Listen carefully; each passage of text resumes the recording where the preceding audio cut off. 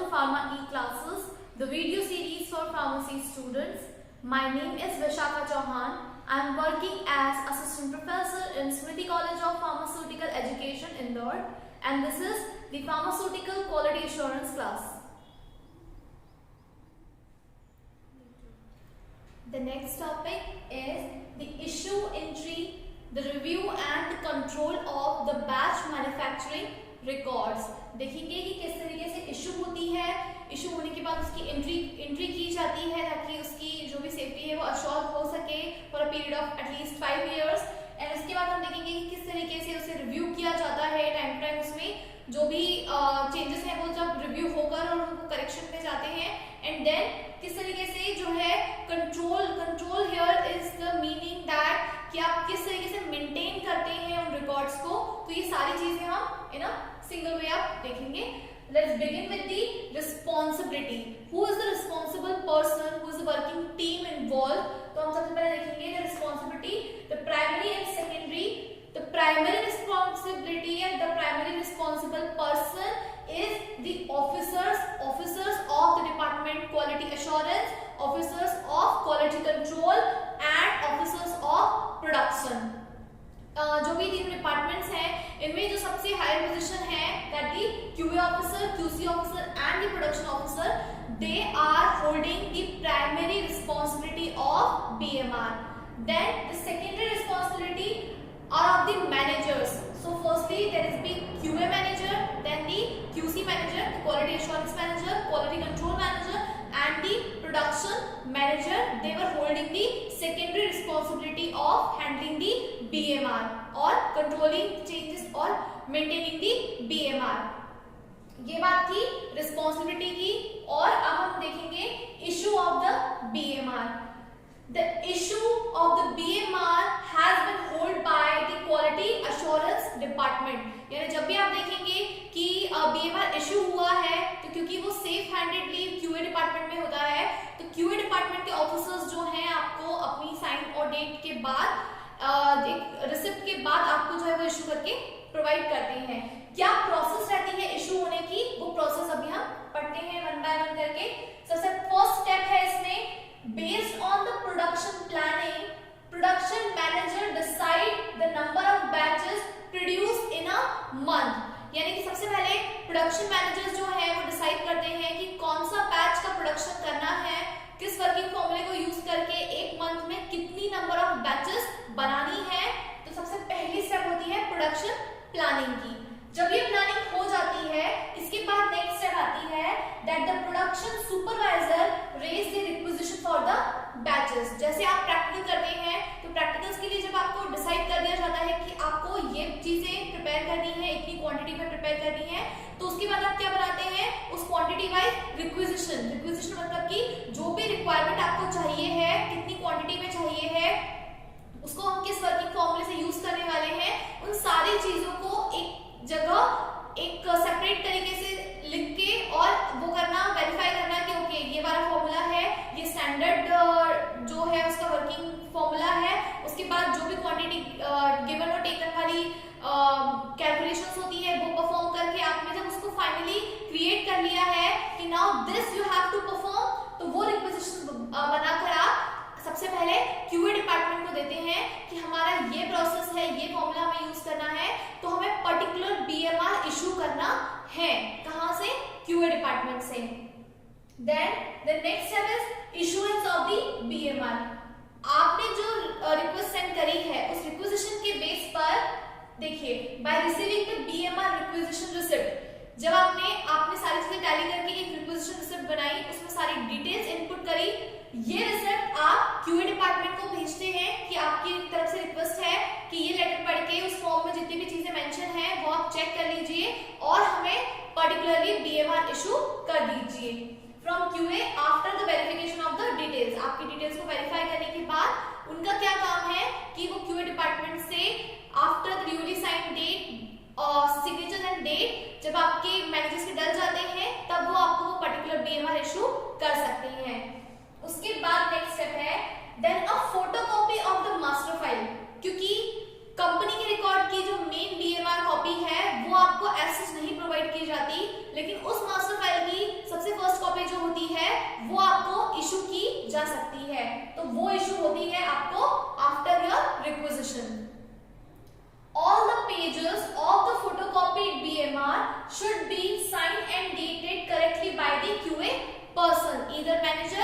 दी supervisor. आप देख लीजिए कि जो भी अथॉराइज्ड पर्सन है वहां पर वो एक इंडिविजुअल पेज पर भी सिग्नेचर मिस नहीं कर सकता, उसे हर एक पेज पर जहां पर जो भी डिटेलिंग्स दी हुई है उन सभी जगह पर अपने साइन करने हैं और डेट डालनी है कि उनका ये लास्ट वेरिफिकेशन कौन से डेट पर हुआ था, ताकि नेक्स्ट टाइम जो भी पर्सन क्यूए में हो वो पर्सन उसे अगली बार जो है वेरिफिकेशन के टाइम ध्यान रख सके।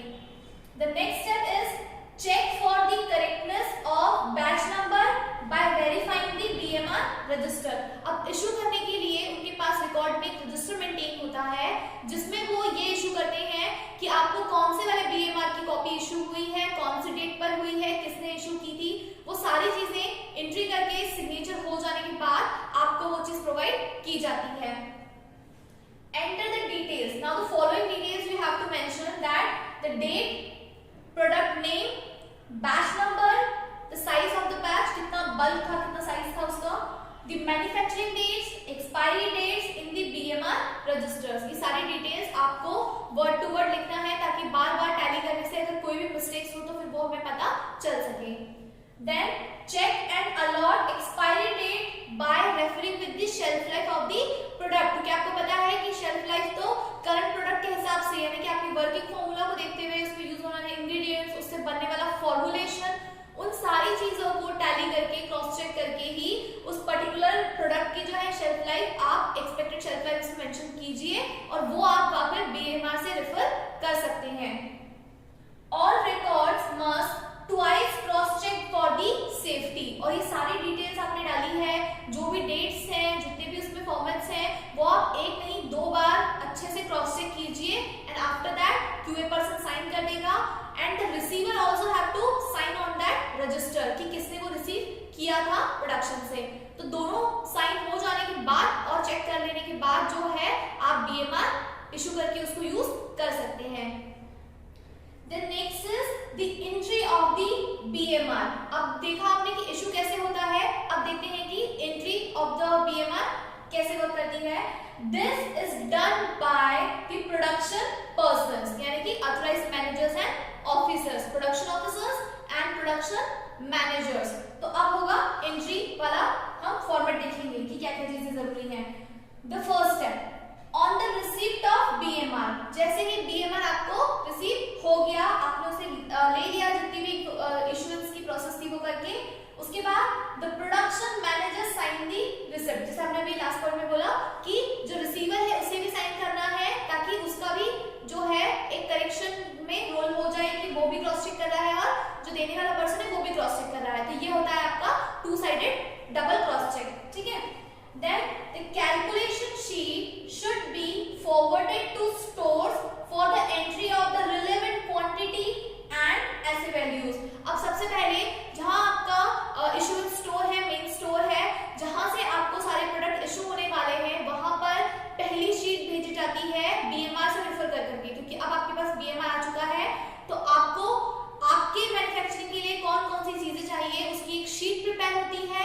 शीट प्रिपेयर हो जाने के बाद उसमें अलग अलग कॉलम्स होते हैं ताकि अलग अलग डिपार्टमेंट के लोग अपने डिपार्टमेंट वाइज उन्हें जो भी चीजें चाहिए, जैसे कि जो केमिकल्स चाहिए हैं, जो डिवाइसेस चाहिए हैं, कोई इक्विपमेंट्स चाहिए हैं, रिएक्टर्स, मशीन्स, क्वालिटी कंट्रोल्स के लिए अगर आपको कोई भी चीज चाहिए है वो आपको उसमें प्रॉपरली शीट वाइज एंट्री करनी है। जैसे ही आपके डिपार्टमेंट के पास शीट आती है आप अपने पर्टिकुलर्स उसमें ऐड कर सकते हैं।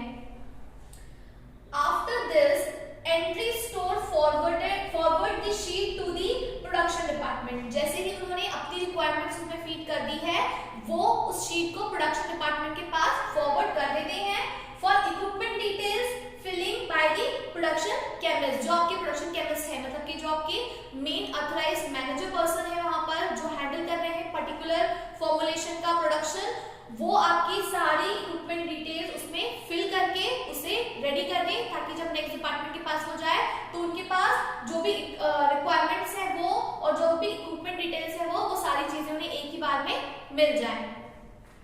The next is now the operator fill the next form। अब बारी है जो ऑपरेटर है वो आपका अगला फॉर्म यानी शीट का नेक्स्ट पेज फिल करता है।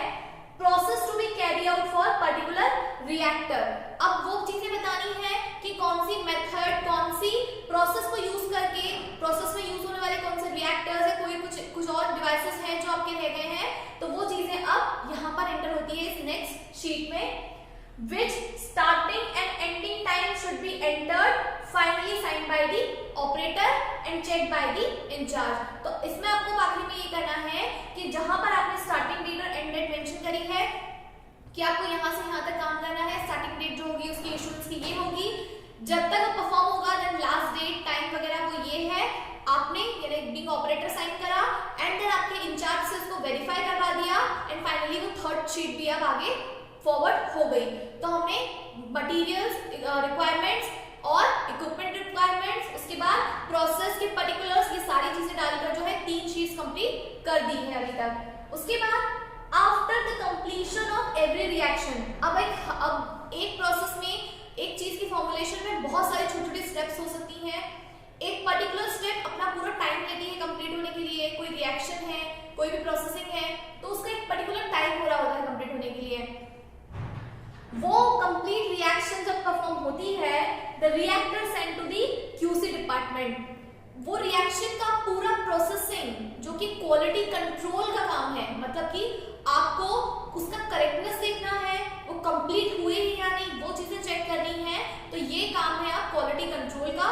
तो आपने जैसे ही रिएक्शन यानी कि आपने मैन्युफैक्चरिंग का प्रोसेस जैसे ही स्टार्ट करा, उसके बाद जब आपको पता है कि अभी रिएक्शन कंप्लीट होने वाली है, अब इसमें क्वालिटी एश्योरेंस के क्वालिटी कंट्रोल के टेस्ट होंगे यानी कि क्यूसी पैरामीटर्स अब इसमें इवैल्यूएट होने वाले हैं, देन आप उसे क्यूसी डिपार्टमेंट को फॉरवर्ड करते हैं for confirming completeness of the process and if you have to watch out also for the loss of drying और एक्सेट्रा प्रोसेसेस, उस पे लगने वाली जो भी प्रोसेसेस हैं वो सारी चीजों के चेक की भी आप उसे क्यूसी डिपार्टमेंट में फॉरवर्ड कर सकते हैं।